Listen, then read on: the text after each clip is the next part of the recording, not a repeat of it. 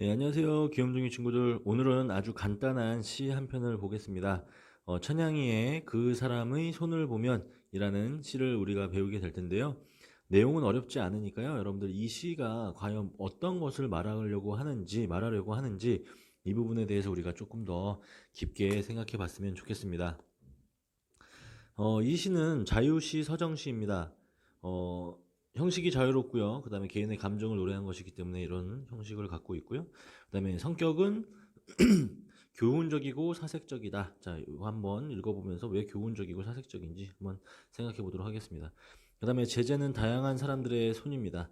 그 다음에 어조는 단정적이고 예찬적이고요. 그 다음에 찬양한다 이런 얘기죠. 자, 특징은 자, 동일한 시어나 식구와 유사한 문장 구조를 반복한다. 이렇게 보면은 이제 대꾸법이 쓰였겠구나. 라는 걸 알 수 있겠죠. 자, 대꾸법이 쓰였다는 걸 알 수 있고요. 온유를 형성하고 있고요. 자, 대조적 의미의 식구를 제시하여 주제를 부각하고 있습니다. 자, 대조적 의미의 식구를 제시해서 주제를 부각하고 있고요. 자, 주제는 자신이 맡은 일을 성실하게 수행하는 삶의 가치. 자, 요게 이제 굉장히 중요한 주제가 되겠네요. 뭐 자기가 맡은 일이 좋고 좋은 일이든 나쁜 일은 안 되겠죠.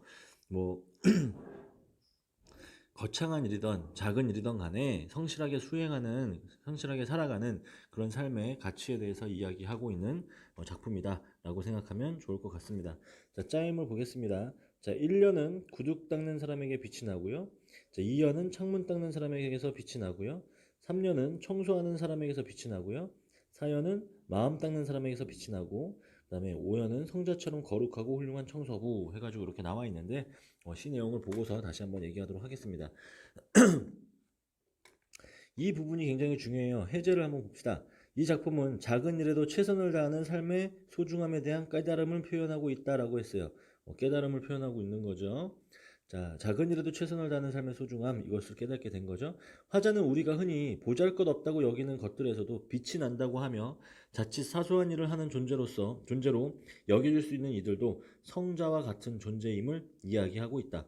이러한 화자의 깨달음은 외적인 측면을 중요시하는 풍토가 만연한 오늘날의 현실을 되돌아보게 한다는 점에서 의의가 있다라는 겁니다. 보세요. 이게 굉장히 중요한 부분입니다.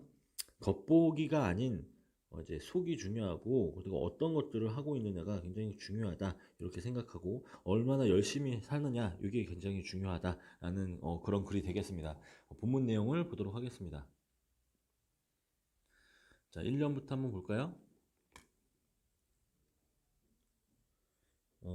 아이고, 보시면 보겠습니다. 자, 구두 닦는 사람을 보면 자, 이 구두 닦는 사람, 뭐 구두만 닦는 사람을 특정 대상하는 게 아니고요. 자신의 일을 주어진 일을 묵묵히 하는 사람이다. 여기 보이는 이제 창문 닦는 사람, 청소하는 사람 이런 사람들이 다 뭐예요? 자, 이제 자신에게 주어진 일을 묵묵히 하는 사람이죠. 여기 보면 이런 것들이 반복되면서 운율을 형성하고 있다라고도 볼 수가 있겠습니다. 자, 구두 닦는 사람을 보면 그 사람의 손을 보면 자, 이것은 이제 노력했는가를 알 수 있는 부분이죠. 고된 삶의 흔적이 될 겁니다. 그 다음에 구두 끝을 보면 노력의 결과물이죠. 고된 삶의 흔적이에요. 다 이런 구조입니다. 시 굉장히 간단해요. 자, 구두 닦는 사람을 보면 그 사람의 손을 보면 구두 끝을 보면 자, 검은 것에서도 빛이 난다. 자, 검은 것. 자, 손도 검고 구두도 검지만 여기서도 빛이 난다는 거죠. 이 빛은 뭘까요? 열심히 살아온 삶에 대한 어떤 보상, 그다음에 그런 어떤 그런 거에 대한 뭐 예찬 이런 것들이 되겠죠. 자, 흰 것만 빛나는 것은 아니다라는 거예요. 그러니까 우리가 겉보기에 하얀 것만 빛나는 것이 아니고 이렇게 노력의 결과물에 의해서 검은 것에서도 빛이 날 수 있다. 그러니까 열심히 살자. 자기에게 주어진 일을 열심히 성실하게 하자. 이런 얘기를 하고 있는 겁니다. 다음, 창문 닦는 사람을 보면 그 사람의 손을 보면 창문 끝을 보면 역시나 창문 끝도 노력의 결과물이겠죠. 비누 거품 속에서도 빛이 난다. 맑은 것만 빛나는 것이 아니다라는 거예요. 자, 창문을 막 닦으면 이제 맑아질 거 아니에요. 깨끗해지겠죠? 그런데 거기서만 빛이 나는 게 아니고 그렇게 이제 살아오는 그 창문을 닦는 비누 거품 그 과정에서도 빛이 나고 그것을 만들어내는 노동자나 사람에게서도 빛이 난다. 이런 얘기가 되겠죠? 자, 그다음 청소하는 사람을 보면 자, 그 사람의 손을 보면 그 길 끝을 보면 역시나 노력의 결과물이죠. 쓰레기 속에서도 빛이 난다. 이 쓰레기 속이 뭘까요? 바로 노력한 과정이 되겠죠. 그래서 깨끗한 것만 빛나는 것은 아니다라는 거예요. 자, 그래서 깨끗한 것만 빛나는 것이 아니라 노력의 결과물들도 그들의 노력에 따라 빛이 난다라는 게 되겠죠.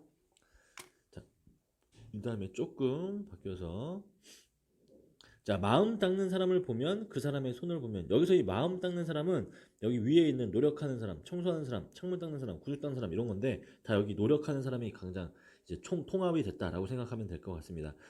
구두 닦는 사람, 창문 닦는 사람, 청소하는 사람 모두 다 뭐예요? 자신이 맡은 자기에게 주어진 일을 성실하게 수행하는 노력하는 사람이 되겠죠?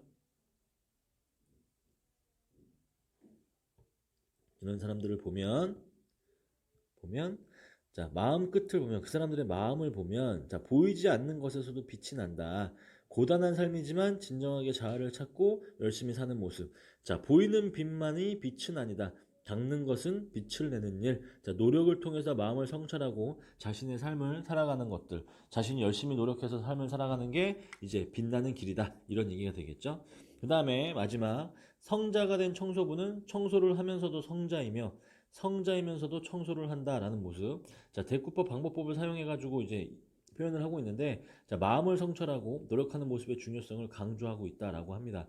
자, 그러면 이 시는 여러 가지 조금 두 가지 정도의 중의적인 표현을 가지고 있다고 봐요.